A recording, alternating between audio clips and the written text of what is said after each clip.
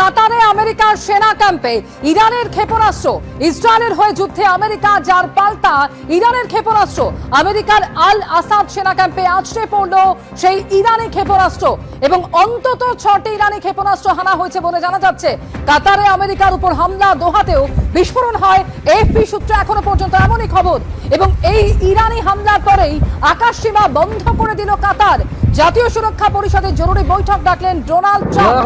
Operation বাশারাত আল ফাত নামে কাতারে ইরানের হামলা। কাতারের মধ্য দোহা, উত্তর লুসাইলে পরপর ইরানের ক্ষেপণাস্ত্র।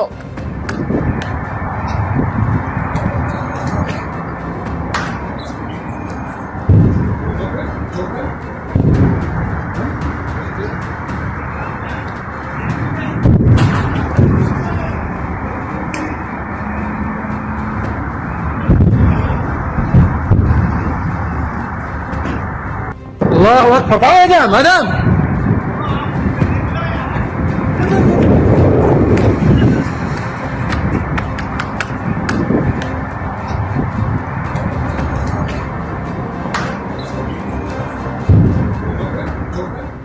সরাসরি কথা বলবো এই মুহূর্তে নিউজ রুম থেকে। আমাদের সঙ্গে রয়েছেন প্রতিনিধি অতনু হালদার। অতনু, এই আশঙ্কার জায়গাটা কোথাও তৈরি হচ্ছিল যে মধ্যপ্রাচ্যের যে দেশগুলিতে আমেরিকার সেনা ঘাঁটি রয়েছে সেখানে হামলা হতে পারে, এবারে একেবারে সেই আশঙ্কাই কোথাও সত্যি হলো।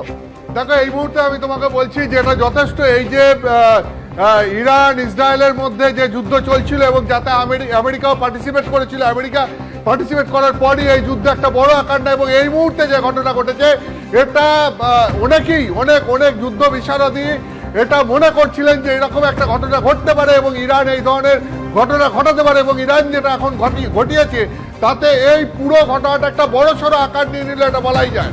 মানে এটা প্রায় তুমি বলতে পারো যে কোথাও একটা তৃতীয় বিশ্বযুদ্ধ হতে পারে কি, এই যে প্রশ্নটা উঠছিল সেই জায়গা